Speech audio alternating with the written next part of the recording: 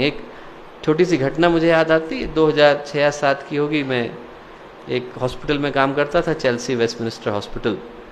लड़का आया रात के वक्त, 27-28 साल का रहा होगा, और बहुत पढ़ने में बहुत कुशाग्र बुद्धि, कैम्ब्रिज उसने टॉप किया था, बहुत अच्छी जगह से था, दिखने में भी काफ़ी डायनेमिक पर्सनैलिटी थी उसकी। और पिता उसके लंदन के सबसे रिच लोगों में से एक थे, जो वहाँ की 3 सबसे टॉप स्काई स्क्रैपर्स हैं उसमें से एक को ओन करते थे। बड़ा रिच बैकग्राउंड था।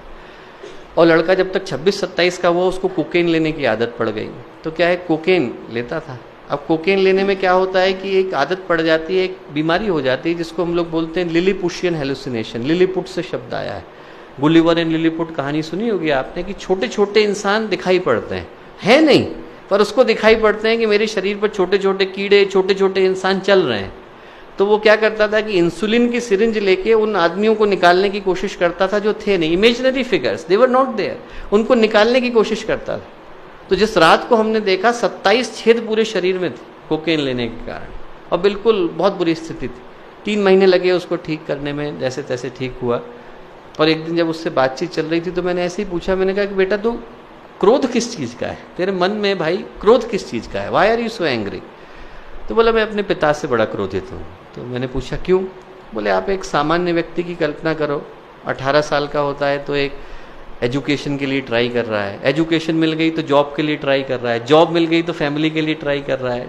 ऐसा आदमी ट्राई करता है, घर बन जाए सब। बोले मैं 12 साल का था, मुझे फरारी मिल गई, 14 साल का हुआ तो हेलीकॉप्टर मिल गया, 16-18 साल का हुआ तो बहुत बड़ी कंपनी का मालिक बन गया। कभी अपने को प्रूव करने का अवसर नहीं मिला, ऊपर जाने का कोई अवसर नहीं था, नीचे गिरने के पर्याप्त थे। तो मैंने कहा देखो भाई, तुम्हारे पिता इसके लिए रिस्पॉन्सिबल हो भी सकते हैं, नहीं भी हो सकते हैं। उनका इंटेंशन कभी ये नहीं था कि तुम्हारा जीवन बर्बाद हो, उनने तो अपनी ओर से अच्छा ही करने की सोची। पर यदि आपको लगता भी है कि आपके पिता रिस्पॉन्सिबल हैं, तो जिंदगी किसकी है? जिंदगी भर तो आप अपने पिता को ब्लेम करते हुए नहीं गुजारोगे ना, कुछ तो अपनी जिंदगी के लिए करोगे। तो उसके बाद फिर वो दिखा नहीं। 3-4 साल के बाद उसने साउथ अफ्रीका से एक पत्र लिखा और कहा कि साहब आपने जो बात कही तो बड़ा दिल में गहरे चुभ गई, और मैं पूरे विश्व की यात्रा पर निकल गया। बोले विश्व की यात्रा पर निकला, भारत पहुंचा। भारत में बस्तर एक जगह है हमारे यहाँ शांति कुंज में, बहुत सारे भाई लोग बहन लोग वहाँ से हैं, छोटा सा स्थान है, वहाँ पहुँचा तो उसने देखा एक किसान है साहब। किसान जो है पसीने से लथपथ है, कपड़े भी पहनने को नहीं, 4-4 बच्चे हैं, और फैमिली मिलके अच्छे से एंजॉय कर रही है, खाना खा रही है, छोटी मोटी जो उनके पास चीज़ थी वो खा रही थी, गाना गा रही थी। उनने इसको भी बुला लिया, बोले तू भी खाना खा ले।